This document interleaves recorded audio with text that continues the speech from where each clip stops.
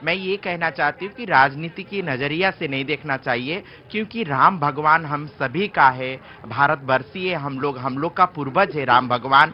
और मैं ये कहना चाहती हूँ कि राम भगवान से हम लोग को सीख लेना चाहिए। जैसे अभी 500 बरस के बाद राम भगवान का एक भव्य मंदिर बनने जा रही है, तो हम लोग को सीखना चाहिए कैसे दशरथ ने राम के बिना उनके चरण पादुका लाके राज्य करना चाहिए, तो अपने भाई को गले लगाना चाहिए। माता पिता के एक उनका अनुरोध से उन्होंने पूरा वनवास 14 बरस अपना जीवन त्याग किए, तो उसको सीखना चाहिए। माता पिता को अपनाना चाहिए और छोटे भाई को प्यार देना चाहिए, बड़े भाई को सम्मान देना चाहिए, एक भाई तो लाना चाहिए। और ये पूरा हमारा किन्नर समाज यही कहता है कि इस समाज में रहने के बावजूद भी ये समाज ने हम लोग को नहीं अपनाया, मगर आज राम युग आ रही है तो ये समाज भी हम लोग को अपना रहे हैं। आज हम लोग को भी सम्मान मिल रही है, हम लोग को भी इज्जत मिल रही है।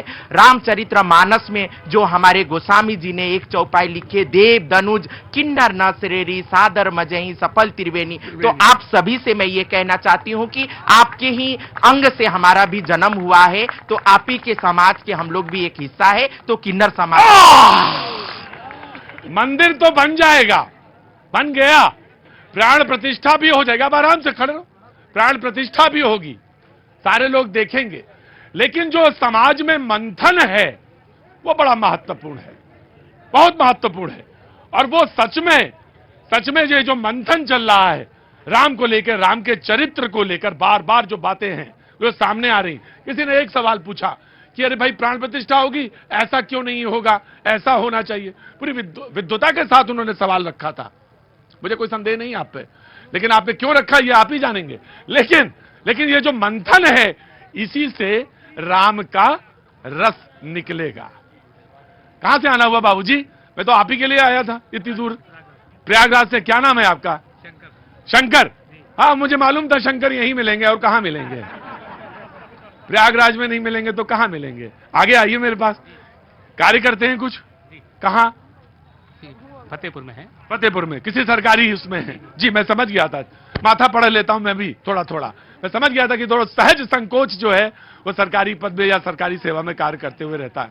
कुछ कहना चाहते हैं? बोलिए। सिया राम मैं सब जग जानी, करो प्रणाम जोर जुबानी। ये पूरी राम की जो चरित्र है, जो रामचरित मानस, उसका निचोड़ आपने बोला। सिया राम मैं सबक छुजानी, करऊं प्रणाम जोर जुग पानी। जी, कहां से आना हुआ? प्रयागराज से। पंकज सिंह नाम है। पंकज जी, बहुत बहुत स्वागत है। मैम चली तो नहीं जाइएगा, आगे आ जाइए, आगे आइए जी। पार्टियां खड़ी हैं। हाँ, क्रेडिट तो जाता है मोदी को, ऐसा नहीं है। उन्होंने जो संकल्प लिया, आज से नहीं बहुत पहले संकल्प लिया और संकल्प को पूरा किया।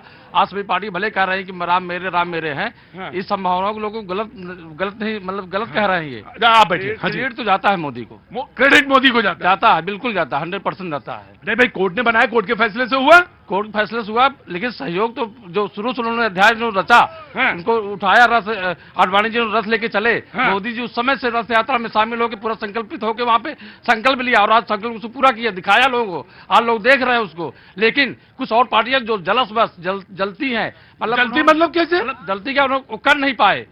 अच्छा, वो जलती है, हिंदुओं और सनातन को दूर रखा। किसकी तरफ इशारा कर रहे हो? बीजेपी छोड़ सारी पार्टियों ने।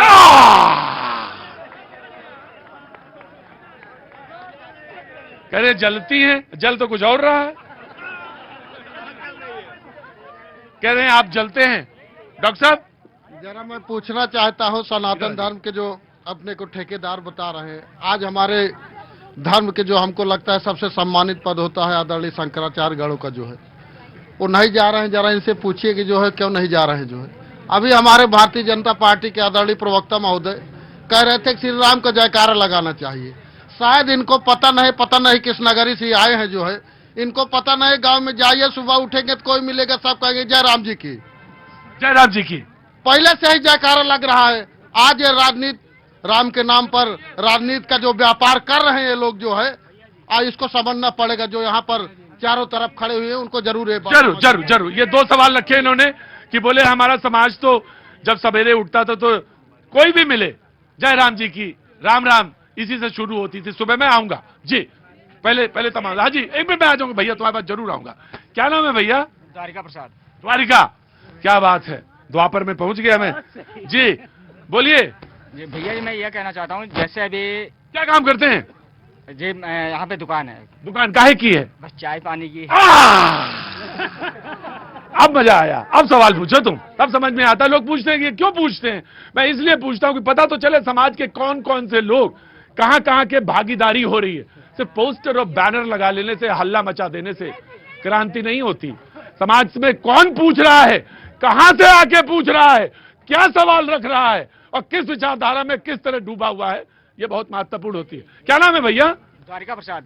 अब बोलो द्वारिका प्रसाद जी। जी जी, जैसे अभी किसी ने कहा, क्या कहते हैं, क्रेडिट तो मोदी जी को जाता ही है। हाँ। मैं सिर्फ इतना कहना चाहता हूँ, अगर आज राम मंदिर बन भी रहा है तो बाबा साहब भीमराव अम्बेडकर की देन है, उन्हीं के संविधान के अनुसार बन रहा है।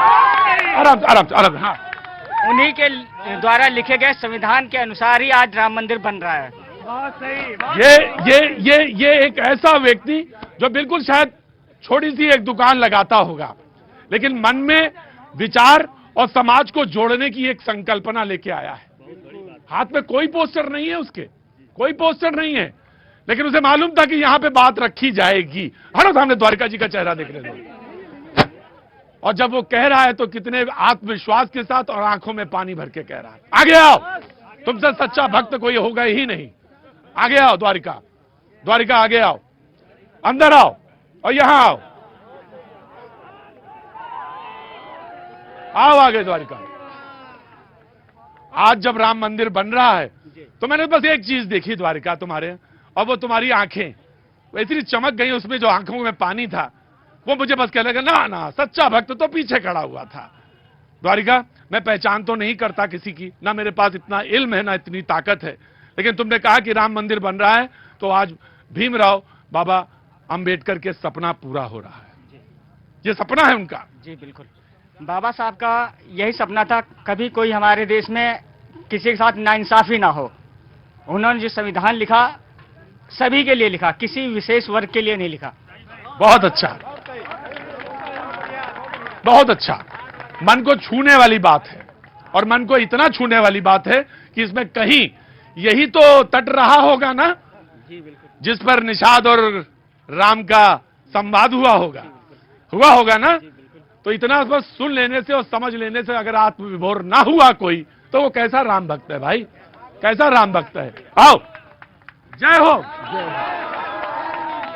और सुनो, खड़े रहना यही, चाय पीने भी चलेंगे, और ऐसा ही थोड़ी ना, चाय पीने भी चलेंगे। हाँ भाई, डॉक्टर साहब ने तो कहा और सवाल का जवाब आपसे आपकी तरफ इशारा किया कि भाई बताइए कैसे, कहां चल रहे हैं? हम तो नहीं चल रहे हैं बिल्कुल। नहीं जा रहे हैं तो न जाइए, तो अपनी इच्छा पर है।